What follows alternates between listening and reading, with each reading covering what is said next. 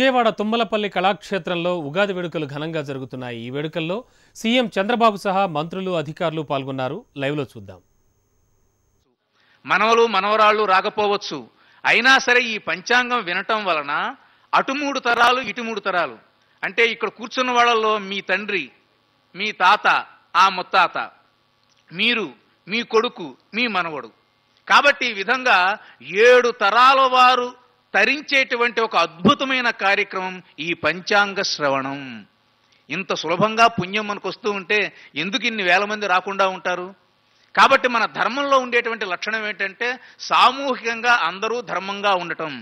అటువంటి అద్భుతమైనటువంటి ఈ పంచాంగం 5 లక్షణాలతో ఉంటుంది. తిథి, వారము, నక్షత్రము, యోగము, కరణము అని 5. చాలామందికి తిథివార నక్షత్రాలు తెలుసు, యోగ కరణాలు తెలియదు. తిథులు 15 ఉంటాయి, పాడ్యమి, విధియ మీకు తెలుసు. వారాలు ఆదివారం నుంచి శనివారం దాకా, నక్షత్రాలు అశ్విని భరణి నుంచి 27 నక్షత్రాలు, అదేవిధంగా యోగాలు 27, కరణాలు 11. కాబట్టి మీ పేరేమిటి, పుట్టినప్పుడు ఏదైనా నక్షత్రం ఉందా, మీ యొక్క పుట్టిన తేదీ వివరాలు కనుక ఉన్నట్లయితే పంచాంగకర్త దగ్గరికి వెళ్ళినట్లయితే వాళ్ళు కరెక్ట్గా శాస్త్ర ప్రకారంగా చూసి ఏ రోజు నీకు మంచిది, మీ ఇంట్లో ఏ శుభకార్యాలు చేస్తే మంచిది, నీ వలన సమాజానికి ఏది ఉపయోగపడుతుంది. పంచాంగం వల్ల 2 ప్రయోజనాలు చెప్పారు శాస్త్రం. ఒకటి నీకు ఉపయోగపడాలి, రెండోది సమాజానికి కూడా ఉపయోగపడాలి. కాబట్టి సమాజానికి ఉపయోగపడే పంచాంగం పరార్థము అన్నారు. ఇది ఎక్కడ చేయాలి అంటే ఇటువంటి దేవాలయం రాజసన్నిధిలో చేయాలి. ఇప్పుడంటే ప్రజాస్వామ్యం వచ్చింది కాబట్టి ముఖ్యమంత్రి గారు మనకి ప్యాంటు షర్ట్తో కనబడుతున్నారు, కానీ నిజానికి ఆయన మా పాతకాలంలో అయితే ఒక రత్న కిరీటం, ఒక కత్తి, ఖడ్గము, అశ్వాలు, ఏనుగులు, వీళ్ళందరూ సేనాధిపతులు, మంత్రులు, జయహో మహారాజా అంటూ జయధ్వానాలు, ఇంత అద్భుతంగా ఉండేది. కానీ ఇప్పుడు అటువంటి అద్భుతమే ప్రజల యొక్క హృదయాల నుంచి ఆంధ్ర ప్రజా చక్రవర్తిగా చంద్రబాబు నాయుడు గారు ఉంటున్నారంటే కేవలం ప్రజా సంక్షేమ కార్యక్రమాలు. ఈ విషయాన్ని మనం అందరం దృష్టి పెట్టుకోవాలి. అటువంటి శక్తి ఇంకా మరింతగా కలిగే విధంగా ఈ పంచాంగం అనేక రకాలుగా చెప్తూ ఉంది. కలియుగ ప్రారంభమయ్యి ఈనాటికి 5118 సంవత్సరాలైనాయి. శాలివాహన శకం మీకందరికీ తెలుసు, గౌతమిపుత్ర శాతకర్ణి, ఆయన వల్లే మనకి తెలుగునాట శాతవాహన శకం అనేటువంటిది ప్రారంభమైంది. ఇంకా భారతదేశంలో ఎక్కడ తెలుగు వాళ్ళు శాతవాహన పేరుతో ఉండేటువంటి ఒకే ఒక శకం తెలుగువారిది.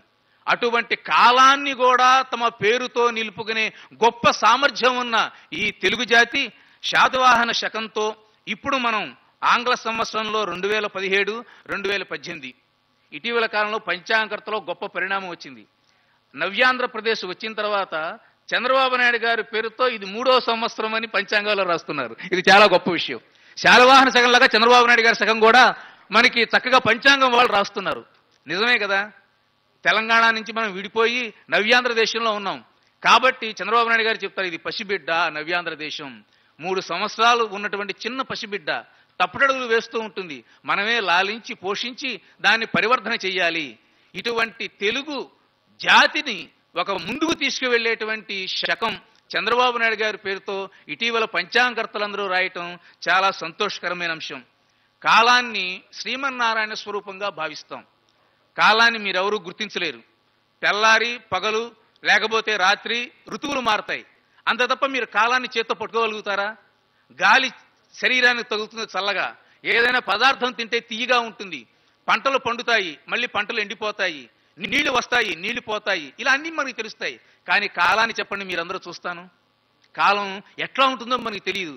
కానీ ఒకటి చెప్పారు శాస్త్రంలో, ఏ బాల్యంలో చిన్నప్పుడు నువ్వు ఆడుకున్నావో ఇప్పుడు నువ్వు ఎట్లా బాల్యాన్ని ఆడుకోలేకపోతున్నావో అదే కాలము అన్నారు. చూడండి, అందరికీ చిన్నతనం అంటే ఎంత ప్రేమ. చిన్నప్పుడు ఆ లాగులు వేసుకుని ఆటలాడుకుని చిన్నప్పుడు అబ్బాయి ఎంత బాగుందని మీరు ఆ చిన్నతనం అనుభూతి మీరు ఏదైతే ఉంటారో అదిగో అది కాలము. కాలాన్ని ఎవరు గుర్తిస్తారంటే మనమే. అటువంటి కాలము పరమాత్మ స్వరూపంగా భావించి మన వాళ్ళందరూ ఇటువంటి ఉగాది నాడు పంచాంగ శ్రవణం. ఈ సంవత్సరం హేమలంబి కరెక్ట్గా 60 సంవత్సరాలు కదా, 30 సంవత్సరాలు దుర్ముఖినామ సంవత్సరం దాటి 31. ఇందులో గొప్ప విశేషం ఉంది. 0 తర్వాత ఏదైనా సంవత్సరం ప్రారంభమైతే అది బ్రహ్మాండంగా కలిసి వస్తుంది. 30 అయిపోయినాయి కదా దుర్ముఖితో, ఇప్పుడు 31 హేమలంబి. కాబట్టి ముఖ్యమంత్రి గారు ఏదైనా ఒక గొప్ప ప్రాజెక్ట్ కనుక అనుకుంటే అది ఘంటాపథంగా పూర్తయిపోతుంది.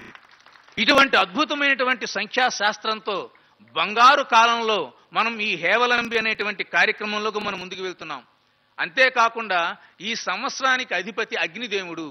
ఇందాక చూశా ముఖ్యమంత్రి గారు ఎట్లా దీపారాధన చేస్తారా అని చక్కగా బూట్లు విప్పి సంప్రదాయబద్ధంగా ఆయన వెళ్ళి జ్యోతి ప్రజ్వలన చేశారు. అగ్నిముఖైర్వా జలముఖైర్వా అని ఆగమని చెప్తుంది. ఏ పని నువ్వు చేసినా ఇంట్లో కానీ, గుళ్ళల్లో కానీ, ప్రభుత్వంలో కానీ నీటితో కానీ అగ్నితో కానీ పూజ చేయాలి. అందువల్లే ముఖ్యమంత్రి గారు ఛాంబర్లో వెళ్తున్నారు. పండితులందరూ చక్కగా నీళ్లు ప్రోక్షణ చేస్తారు. బాగా ప్రజలకందరికీ మేలు కలగాలి, హోమం చేస్తారు. కాబట్టి మానవులమైన మనమందరము ఏ పనైనా సరే విజయవంతం అవ్వాలి అనంటే చక్కగా కలశాన్నో లేకపోతే దీపాన్నో వెలిగించాలి. మన ఇళ్లలో సత్యనావ్రతం, పెళ్లిళ్ళప్పుడు కానీ, ఇతరమైన గృహప్రవేశాలప్పుడు కానీ ఈ విధంగా మనం దీపారాధన చేస్తాం. ఈ దీపము కోట్ల దీపాలై అఖండమైన అమరావతిని ఒక దివ్య జ్యోతిగా వెలిగించాలని భావన చేద్దాం. ఇదే కదా మన కోరిక. నవ్యాంధ్రప్రదేశ్లో ప్రతివాడు నా కూడు కావాలని, గుడ్డ కావాలని, నాకు ఉద్యోగం కావాలని కాదు, మన జాతి పరువు ఆత్మ గౌరవం నిలబడాలి అంటే అమరావతి కావాలని ప్రతి హృదయం స్పందిస్తుంది. ఆ స్పందనకి ప్రతీకగా ఈనాడు ఆ అగ్నిదేవుణ్ణి చక్కగా దీపారాధన పూర్వకంగా మనం చేశాం. ఈ సంవత్సరం అగ్నిదేవత అని చెప్పుకున్నాం కదా. కాబట్టి మన భారతీయ ధర్మశాస్త్ర ప్రకారంగా భరతుడు అంటే అగ్ని. ఎక్కడైతే అగ్నిని పూజిస్తారో అది భారతదేశం. కాబట్టి ఆంధ్రదేశంలో ఈనాడు ఆ అగ్ని పుణ్యంతో ప్రభుత్వం సకలమైనటువంటి కార్యక్రమాలు చేస్తారని, ఈ రోజు ఎవరైనా ఈ సంవత్సరంలో మీకు ఏదైనా ఇబ్బందులు వచ్చిందనుకోండి, తెలలు అంటే నువ్వులు మీకు తెలుసు, ఆ నువ్వులతో ఎవరైనా దానం కనుక ఇచ్చినట్లయితే సమస్తమైన దోషాలు పోతాయట ఈ సంవత్సరం. కాబట్టి ఇదొకటి గుర్తుపెట్టుకోండి. అవకాశం ఉంటే చక్కగా ఆ నువ్వుల్ని దానం ఇవ్వండి, లేదా ఆ నువ్వులు ప్రస్తుతానికి తెలంగాణ